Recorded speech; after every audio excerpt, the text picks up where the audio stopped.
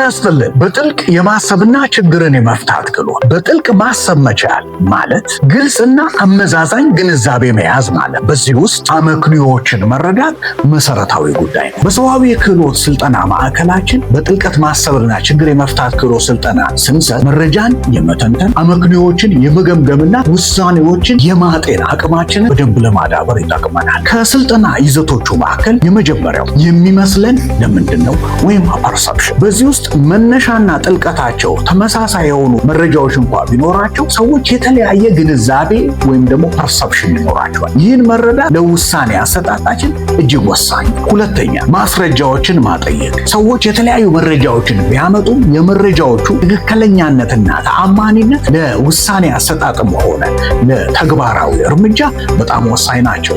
ለዚህም አስፈላጊ የሆኑ ክህሎቶችን ማዳበር ያስፈልገናል። በሶስተኛ ደረጃ የአረዳድ ልዩነትን ከግምት ማስገባት። ይህም በምክንያታዊ እና በማስረጃ የተደገፈ እሳቤ ሰዎች ቢኖራቸው የአረዳድ ልዩነት ግን ሰዎች ከአንዱ እንደሚለይ ከግንዛቤ ማስገባት ለውሳኔ አሰጣጥ ክህሎታችን እጅግ ወሳኝ ግብዓት ነው። በመጨረሻ አመክንዮአዊ ችግር የመፍታት ክህሎቶችን መተግበር። በዚህ ውስጥ በችግር የመፍታት ክህሎት ሂደቶች ውስጥ መፍትሄዎቹን የመምረጫ መስፈርቶቹን እንዴት እንለያለን፣ እንዴት እናስቀምጣለን የሚለውን በግልጽ የምናይበት እና የምንገመግምበት። እነዚህን ክህሎቶችን በማዳበር ራስዎን ያብቁ፣ ድርጅትዎን ይጥቀሙ። ይደውሉልን፣ ይጻፉልን፣ በማህበራዊ ትስስር ገጾቻችን ይከታተሉ።